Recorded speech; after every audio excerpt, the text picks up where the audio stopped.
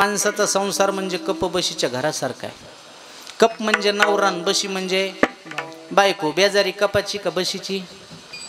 आजही आमच्या खेडेगावात जर घरी पाहुणा आला तर दूध कशात आणते? कपात. कप कोणाच्या हातात? लेकराच्या. ती लेकरू बी सोयीचं नसते, कपाला असं फिरीत फिरीत नेते. आणि बशी अशी जागा सोडायला कमी नाही.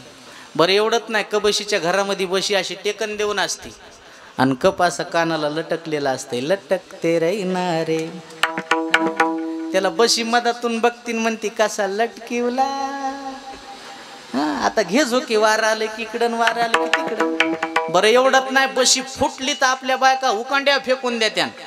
कपाचा कान तुटला तरी त्याला सुटी नाही. हिरव्या मिरच्याचा ठेसा आगवनाची. बरं एवढंच नाही, गरम चहा कशात? कपात. थंड झाल्या बशी. चटके कोणाला? बशीला आहे का काय ताण? आमच्या खेडेगावातली जर कपन बशी जर मानवतच्या बाजाराला आले, कोण? बाजाराची थैली कोणाजवळ? कपाजवळ. आणि पैशाची झोळी काय म्हणते त्याला? पर्स. पर्स त्याच्यामध्ये काही नसतंय बी.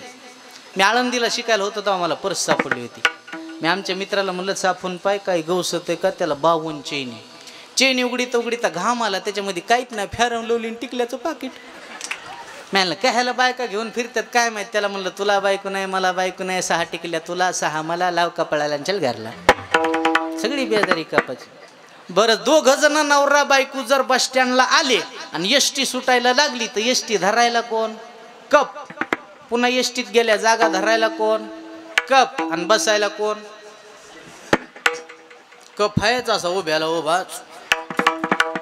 बरं एवढंच नाही, कर्ज काढायला कोण? कप. कर्जाच्या पैशा मजा कोणाची? बशीची. पुन्हा कर्ज फिटणं गेल्या लिंबाला लाटकाय कोण? सुसाईड, आत्महत्या.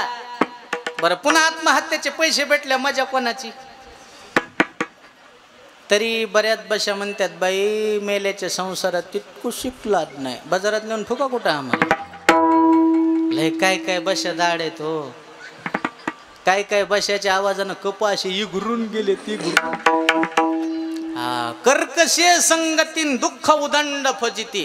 बायको कर्कशी नसत जात जा. ज्याच्या जीवनात बायको कर्कशी भेटली त्याला मसन वाट्यात लाकडं करण्याचं कामच नाही. ते घरीच जळते असं जरा जरा जरा जरा. मला एवढ्या दिवस कळत नव्हतं, माणसं मोटरसायकलवर पेट्रोल भरायला गेल्याच्या नंतर बायकोला पंपाच्या बाहेर कम सोडतात. मग माझ्या लक्षात आलं एका पंपावर नाव होतं आग लावणाऱ्या वस्तू दूर ठेवा. लय काय काय माणसं लय वैतागलेत. एक जणानं वैतागून सासऱ्याला फोन लावला. ते म्हणला सासरे बुवा तुम्ही दिलेलं फळ लय कडू निघालो. सासरा तिकून जास्त रडू लागला. ते म्हणला जावाई बापू घ्या ऍडजस्ट करून, तुम्हाला जे मी फळ दिलंय का त्या कडू फळाचं झाडच माझ्या घरात आहे. तुमच्यापेक्षा मी जास्त बेजार आहे म्हणला. सांगायचंय कोणाला?